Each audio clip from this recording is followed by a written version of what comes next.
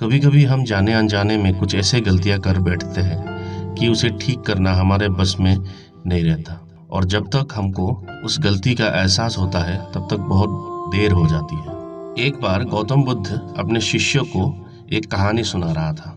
एक राजा एक बार जंगल में शिकार के लिए निकले थे, लेकिन जंगल के अंदर जाकर वो राजा रास्ता भटक गया। बहुत कोशिश करने के बाद भी राजा को रास्ता नहीं मिल रहा था। ऐसे ही राजा भूखा प्यासा इधर उधर भटक रहा था। तभी राजा ने देखा कि जंगल के अंदर कोई पेड़ काट रहा है। उसने बहुत सारे पेड़ काट रखे थे। राजा उस इंसान के पास जाकर बोला, मुझे बहुत ही भूख और प्यास लग रहा है, क्या तुम्हारे पास कुछ खाने को मिलेगा? तब उस इंसान ने बोला, आप बैठिए, मैं आपके लिए कुछ खाने पीने का इंतजाम करता हूँ। तब उसने अपने झोली में से एक रोटी निकाला और एक कटोरी में पानी भरकर राजा को खाने दिया। राजा वो खाकर उसे कहने लगा, मैं सामने राज्य का राजा हूँ। शिकार के लिए मैं जंगल के अंदर चला आया था, लेकिन मैं अपना रास्ता भटक चुका हूँ। क्या तुम मुझे मेरा रास्ता दिखा सकते हो? फिर उसने राजा को लौटने का रास्ता दिखा दिया। जाते जाते राजा ने उससे कहा, आपने मेरे मुसीबत के समय मुझे जो मदद किया, अगर किसी दिन आपको मेरे किसी भी प्रकार की सहायता की जरूरत हो तो मेरे पास जरूर आना, मैं जरूर आपका मदद करूंगा।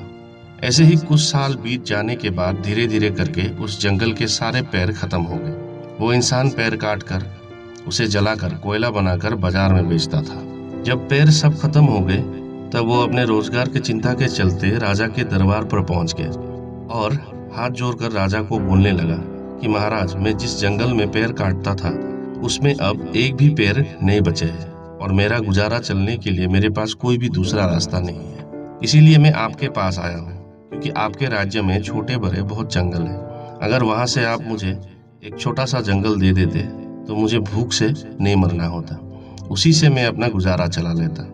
तब राजा ने अपने वादे के मुताबिक अपने मंत्री को बोलकर अपने राज्य के उत्तर दिशा में उसको एक चंदन के पेड़ों से भरा हुआ जंगल दे दिया और बोला, जाओ, अब निश्चित होकर तुम अपना जीवन जियो। बहुत साल बीतने के बाद राजा को लकड़हारे का याद आया और सोचने लगा, वो लकड़हारा शायद अब बहुत अमीर इंसान बन गया होगा। आजकल उसके पास भी बहुत सारे सुख सुविधाएं होंगे। राजा ने मंत्री को बोला, चलिए एक बार उस लकड़हारे से मिलकर आते हैं, देखते हैं वो अभी क्या कर रहे होंगे। राजा और मंत्री दोनों ही अपने राज्य के उत्तर दिशा में चल पड़े। लेकिन ये क्या, वो लोग उस जगह पर पहुंच के देखते हैं वहां जंगल है ही नहीं।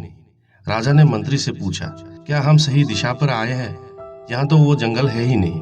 तब मंत्री ने राज्य की नक्शा निकाल कर देखा और राजा को बोला, हाँ महाराज, हम सटीक जगह पर ही आए हैं। तब राजा ने बोला, ये जंगल कहाँ गायब हो गया? फिर थोड़े और आगे बढ़ने से उन्हें कुछ चंदन के पेड़ दिखाई दिए और वही एक पेड़ में वो लकड़हारा ही बैठा हुआ था और चंदन के डालों को काट रहा था। राजा ने उससे पूछा, यहाँ के सारे पेड़ कहाँ गायब हो गए? लकड़हारे ने बोला, मैंने एक एक करके सभी पेड़ों को काट कर उसे जलाकर कोयला बनाया और बाजार में बेच दिया। राजा ये बात सुनकर हैरान होकर लकड़हारे से बोला, ये तुमने क्या कर दिया मूर्ख इंसान? ये चंदन का पेड़ है, इसे जलाकर कोयला क्यों बनाया तुमने? तब वो लकड़हारा बोला, चंदन का पेड़ क्या होता है?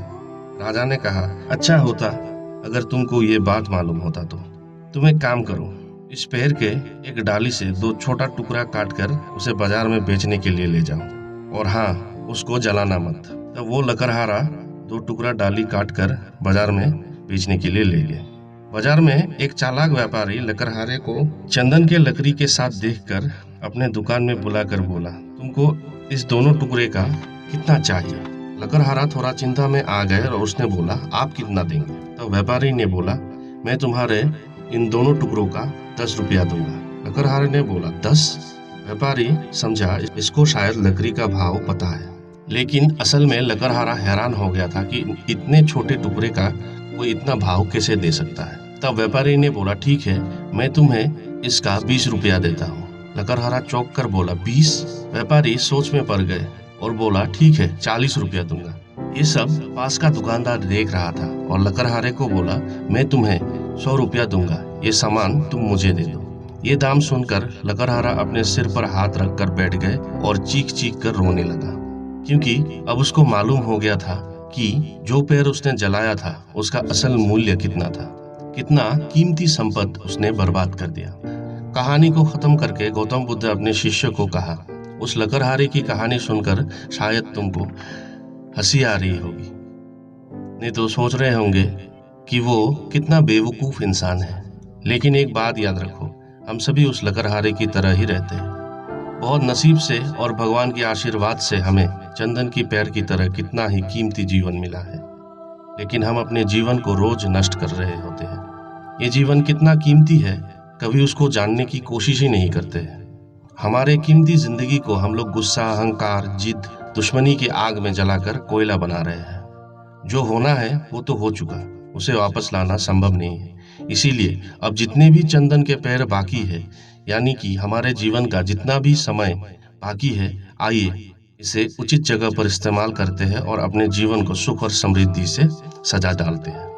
अगर ये वीडियो आप लोगों को अच्छा लगा तो लाइक और शेयर जरूर कीजिए, और चैनल पर नए हो तो सब्सक्राइब करना मत भूलिए।